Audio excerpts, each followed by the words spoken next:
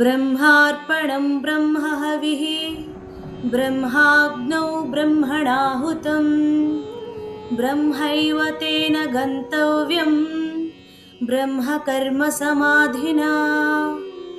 అర్థం చూద్దాం రండి. బ్రహ్మ అర్పణం, అర్పించే సాధనం కూడా బ్రహ్మమే. బ్రహ్మ హవిః, ఆహుతి కూడా బ్రహ్మమే. బ్రహ్మ అగ్నౌ, అగ్ని కూడా బ్రహ్మమే. బ్రహ్మణాహుతం, అర్పించేవాడు కూడా బ్రహ్మమే. బ్రహ్మైవ తేన గంతవ్యం, అతడు చేరేది కూడా బ్రహ్మమే. బ్రహ్మ కర్మ సమాధిన, బ్రహ్మభావంతో కర్మలో లీనమైన వాడి ద్వారా. ఇప్పుడు తాత్పర్యం చూద్దాం రండి. కృష్ణుడు చెప్తున్నాడు, అర్జున, ఇది అత్యంత గూఢమైన రహస్యం. ఈ ప్రపంచంలో నీవు చూస్తున్న ప్రతి విషయం వేర్వేరు అనిపించినా అసలు అవన్నీ కూడా ఒక్కటే. యజ్ఞంలో అర్పించే పాత్ర నుండి అర్పించే పదార్థం, అగ్ని, అర్పించేవాడు, ఇవన్నీ వేర్వేరుగా కనిపిస్తాయి కదా.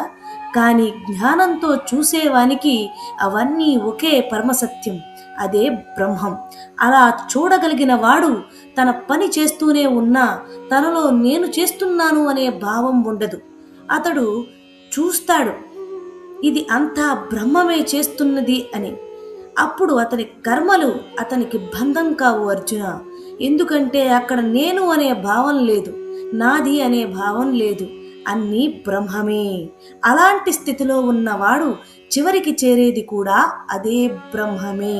అర్జున, నీ దృష్టిని కూడా మార్చు.